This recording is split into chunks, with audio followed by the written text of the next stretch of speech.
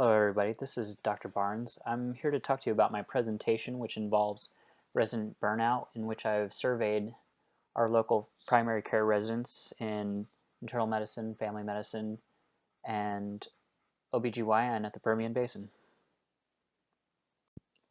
Burnout has been variably defined by different research groups. However, overall it is a syndrome that's characterized by high emotional exhaustion, high amount of depersonalization, as well as low sense of personal accomplishment.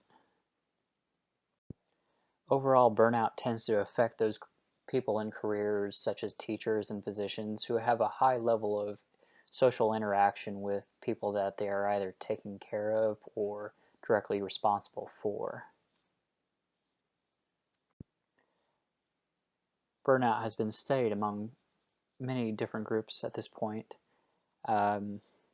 of which we have results for physicians as well, with large variation in findings, partially because of the different definitions that burnout has been given, as well as the different requirements that the researchers have provided in which to satisfy the criteria for burnout. Other studies have looked at resident burnout, though not to the degree that they have for physician burnout, with results that seem to depend highly according to the specialty. Our specific objective in this study is to evaluate burnout among residents here at the Texas Tech Permian Basin among family medicine, internal medicine, and OBGYN. To complete our research, we used SurveyMonkey to evaluate residents with the Maslach burnout inventory, as well as 2 additional questions to evaluate what are the factors that both contribute and reduce resident burnout. The Maslach burnout inventory itself is a highly validated questionnaire that uses 22 items assessing 3 subscales of information. These subscales include emotional exhaustion, depersonalization, and personal accomplishment. The severity of each item, which contributes to each of the subscale sets, is assessed on a 7-point scale, with 0 being never and 6 being always. As mentioned before, the Maslach burnout inventory actually includes 3 different subscale sets, of which include the emotional exhaustion component with feelings of being overwhelmed and fatigued by the work environment, depersonalization, which includes derealization syndrome, as well as emotional numbing and feelings of disembodiment, and finally personal accomplishment, which actually help negate the feelings of burnout with feelings of competence, self-efficacy, and senses of achievement. As mentioned just a moment ago, high levels of personal accomplishment help negate this sense of burnout, whereas levels that are elevated in emotional exhaustion and depersonalization scales will contribute to overall sense of burnout. Many different criterion scales have been developed in the past for cutoffs for high, medium, and low levels of burnout. However, this one developed by Maslach and colleagues in 1986 is the one I'm choosing to use in my survey. Getting to the survey itself, here we can see a sample of the online questionnaire that was administered through SurveyMonkey, which shows the different questions and albeit abbreviated for the Maslach burnout inventory due to copyright. Based on other residency questionnaires that had been developed and implemented in the past, I developed this set of demographic questions to evaluate our residents on correlations between various things such as gender, PGY year, as well as simple things such as children and pets in the family.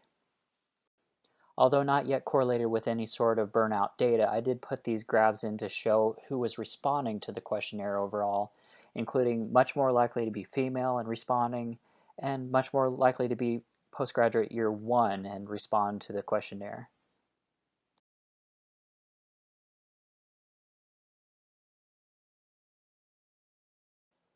As noted before, this is very preliminary data, but so far over the course of sending out 89 questionnaires over the last week, we've had 27 responses, and of those 27 responses, we've gotten 5 full responses with regard to the Maslach burnout inventory questionnaire set, and of those, only 1 question was answered in entirety by all residents, as we'll see here later.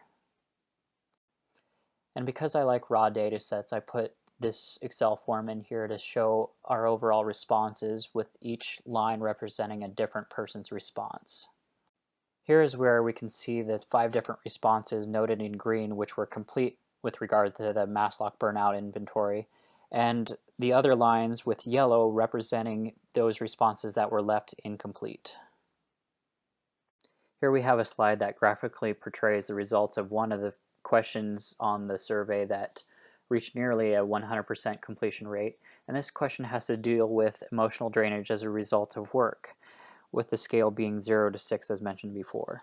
No respondents answered that they never felt like they were not emotionally drained during residency work days, and otherwise we have a wide range of those responding that they were either having very low sense of emotional drainage versus as much as 15% said that they were emotionally drained almost all the time.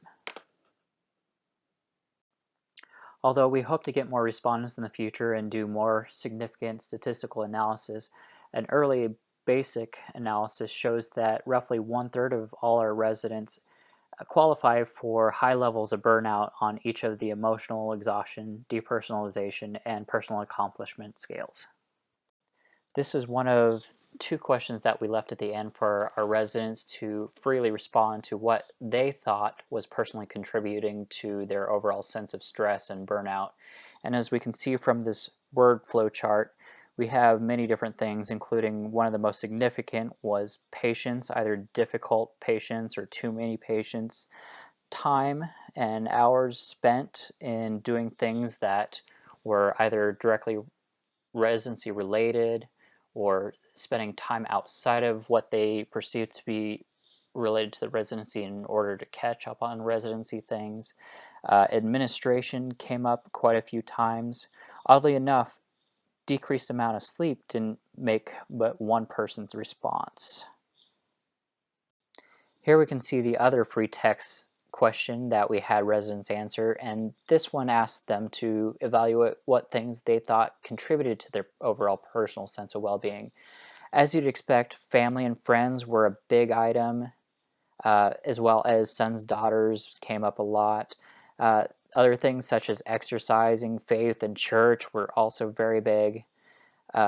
Pets, mostly dogs, not so many cats, were also significant. And then finally, we do see an item noting patience being a big contributor to personal well-being, but this was actually mostly just one resident who repeated patience a couple times over in their various sentences, saying that they had a good sense of accomplishment with good patient interactions and good results. And then there were many other smaller items that I just included for personal evaluation and reflection. Obviously, this is all fairly early on in our research project. However, we have already figured out and are figuring out as we go areas that we can improve and expand. One of which was figured out fairly early, and that involves forcing residents to answer questions on the Maslach burnout inventory rather than leaving them blank, as some of our residents only answered up to 1/3 of the questions in the inventory itself. We can also expand the scope, and that involves adding more questions and adding more residencies, either both within Texas Tech or throughout Texas and maybe even the United States itself. And finally, we haven't even finished with this survey itself, so we need to figure out and finish all of our analysis in order to better inform ourselves what needs to be done for the future. Now I just want to take a couple seconds to mention a few people who are instrumental in one thing or another, including getting the survey out or getting this research project done. And those include Dr. Brown, who is mentioned on another slide and is my advisor and program director. Mr. Brance Davis, who was instrumental in getting this survey created and distributed to the various residents. Dr. Slabritz, who is immensely helpful in everything she does. Mrs. Karen Douglas, who is part of the research IRB and was super helpful in her responses and getting this thing turned around when it needed to be. And then to all of you, all the residents who were helpful in responding and giving their feedback for this survey. And finally, if you have any questions, comments, or anything else that you'd like to discuss with either myself or my advisor, Dr. Eliza Brown, we have our contact information here, and we so do appreciate your help in getting this all done. And any advice or responses that you have to make this better would be greatly appreciated.